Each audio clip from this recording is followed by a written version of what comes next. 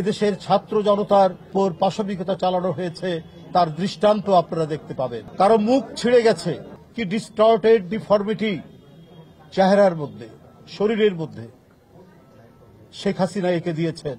এই পাপের পরিণতি কি হতে পারে, এই পাপের কি বিচার হতে পারে, সেটা যারা প্রত্যক্ষ করেছেন তারা বুঝতে পারবে। আজকে সেই পলাতক স্বৈরাচারের জন্য মায়া কান্না কাঁদছেন পার্শ্ববর্তী দেশের রাজনীতিবিদরা। বাংলাদেশে নাকি হিন্দুদেরকে পুড়িয়ে মারা হচ্ছে, এই ধরনের ডাহা অসত্য আন্দোলনে অংশগ্রহণকারী এদেশের ছাত্র জনতার কি করুণ, ভয়াবহ এবং নৃশংস তাদের উপর পাশবিকতা চালানো হয়েছে তার দৃষ্টান্ত আপনারা দেখতে পাবেন। যেমন সারা বাংলাদেশের হাসপাতালগুলোতে, তেমনি ঢাকা মেডিকেল কলেজ হাসপাতাল, বিশেষ করে পঙ্গু এবং এই বার্ন ইনস্টিটিউটে কারো মুখ ছিঁড়ে গেছে, কারো দুই হাত অদৃশ্য হয়ে গেছে, কারো চোখের কর্নিয়া বিদ্ধ হয়েছে শর্টগানের গুলিতে, কারো পা চলে গেছে। জীবন যেন তাদের কাছে একটা অভিশাপ হয়ে নেমে এসেছে। আমাদের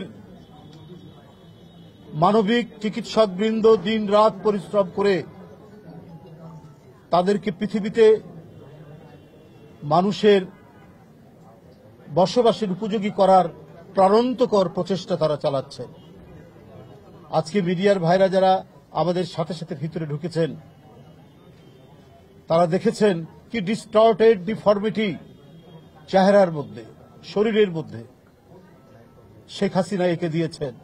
এই পাপের পরিণতি কি হতে পারে, এই পাপের কি বিচার হতে পারে, সেটা যারা প্রত্যক্ষ করেছেন তারা বুঝতে পারবে। আজকে সেই পলাতক স্বৈরাচারের জন্য মায়া কান্না কাঁদছেন পার্শ্ববর্তী দেশের রাজনীতিবিদরা, নীতি নির্ধারকরা এবং আরো অনেকে, এবং বিশেষ করে আত্মা বিক্রিকারী মিডিয়ার লোকজনরা। আপনারা বাংলাদেশের মিডিয়া, আপনারা আন্দোলনের অনেক চিত্র ধারণ করেছেন, আপনারা এগুলোও জানেন। অথচ দিন রাত বাংলাদেশে নাকি হিন্দুদের বাড়ি পোড়ানো হচ্ছে, বাংলাদেশে নাকি হিন্দুদেরকে পুড়িয়ে মারা হচ্ছে, এই ধরনের ডাহা অসত্য, অপতথ্য এবং মিথ্যার বেড়াজাল নির্মাণ করে বিশ্ববাসীকে বিভ্রান্ত করার চেষ্টা করছে। অপপ্রচারের যে কথাগুলো আমরা জানতে পারছি, তাতে মনে হচ্ছে যে ভারত একটি গণতান্ত্রিক রাষ্ট্র বলে আমরা জানতাম, যে ভারত যেখানে সাংবিধানিক ধারাবাহিকতা রক্ষিত হয় বলে আমরা জানতাম, যে ভারতে অনেক জ্ঞানীগুণী মানুষের দেশ বলে আমরা জানতাম, সেই দেশটিকে এখন মনে হচ্ছে এখানে হিংস্র, ঘাতক এবং প্রচন্ড রক্তপিপাসু মানুষরা সেখানে বাস করেন।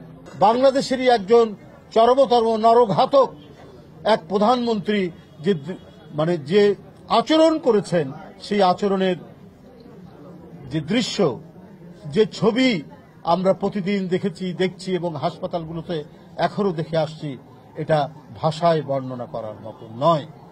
তারা তাদের নিজস্ব স্বার্থ শেখ হাসিনাকে দিয়ে রক্ষা করতেন।